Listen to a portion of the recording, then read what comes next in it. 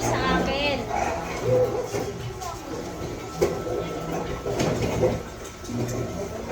Anak, kumuha ka ng sarili ng upuan.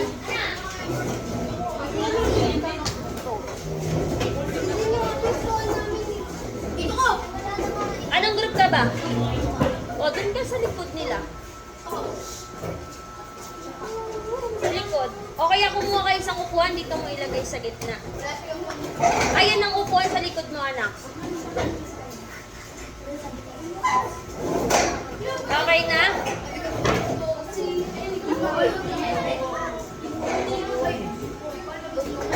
Sino ba nakaupo dito? Nasaan yun?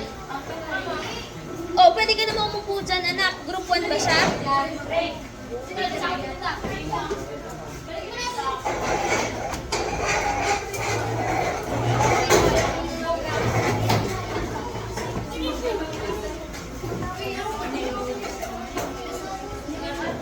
Okay, everyone, listen. Lahat ba ay may dalang Manila paper? Sino-sino lang yung may Manila paper? Taas nga ang kamay. Okay, yung isang Manila paper ay ahahatiin sa 4. One whole ang Manila paper mo? Ikaw din, one whole din? Okay, sige. Yung mga wala, pwede kayong bumili sa kanila. But later na kayo bumili. Later na. Wait for my instruction. Okay, I have here different polygons. Okay? So, I have 8 polygons. So, lahat ng ito ay kailangan yung masukat.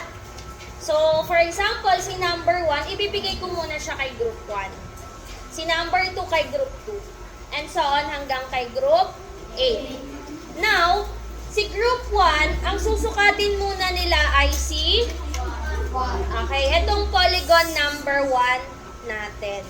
Now, ma'am, alin po ang susukatin namin? You are going to measure the side length and the measure of the angle. Now, ma'am, paano po namin siya susukatin? Paano namin sasagutan? On your Manila paper, 1/4 Manila paper, you are going to write your group. For example, we are the group number 1. Okay, on our Manila paper, lalagyan dito ng 1. Okay? So, dahil group number 1, kung ikaw ay group number 2, yung 2 ang una mong ilalagay dito. Gets po ba? Okay, basta lagi pag ito-drawing, ilagay kung anong polygon number. Gets po? Sa inyong Manila paper, you are just going to trace the polygon. Ita-trace lang natin si polygon.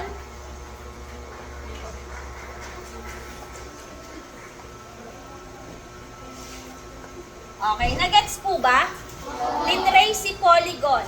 After i-trace si polygon, susukatin natin ang side and angles. Now, let me just ask you, when we are finding the side or the side length or yung haba ng ating side, anong instrument ang gamit natin? Anong instrument? Anong instrument? Very good. We are using ruler. And sa ruler, ang gamit nating unit ay, very good, centimeters. Nagkaintindihan po, centimeters po ang gagamitin na natin na sukat. Now, for the angles, ano ang gamit natin na instrument in measuring the angles of a polygon? Yes, anak?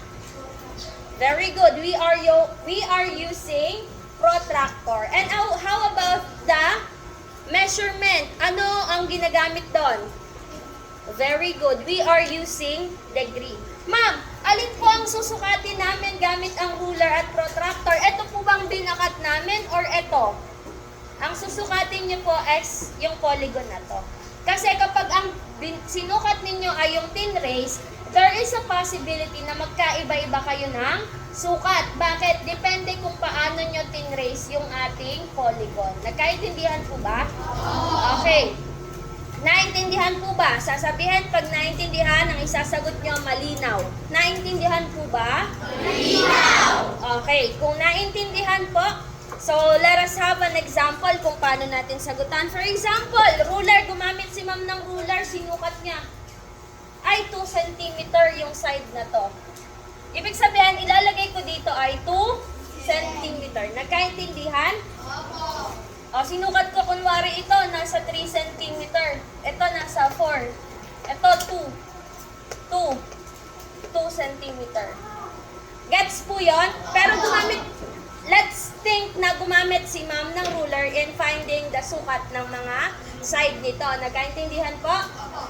Let's move on with finding the angle or measuring the angle. Gagamit tayo ng protractor. Marunong ba gumamit ng protractor? Okay. Can I have one protractor? Sa ating protractor, laging meron dyang dalawang number. Merong counterclockwise and merong clockwise. So, meron doon color black and color red. Meron namang parehas lang silang black. Ang example natin na, everyone listen. Ang protractor na ito ay may ruler na nakasama at may protractor. Sa mga gagamit ng ganito, huwag kayong malilito. Ang simula lang ng protractor niya ay itong guhit na to. Gets po yun yung may 0. Baka kasi mamaya pag nagsukat kayo, dito kayo magsimula. Magmamali ang measurement niyo nun. So, dapat dito kayo magsisimula sa 0. Kasi itong haba na to ay ruler na siya. Gets po yun? So, in finding the measurement of an angle, yung center po ng protractor natin, mayroon naman yung palatandaan. We are going to point it or itatapat natin siya sa vertex ng ating polygon. For example, ito ang gusto nating sukatin na angle. Yung gitna, itatapat natin. Dapat nakatapat din sa side na to yung line. Gets po yun? Dapat magkatapat, nakatapat sa 0. Now, para malaman kung kanino ka titingin, dapat tandaan nyo, lagi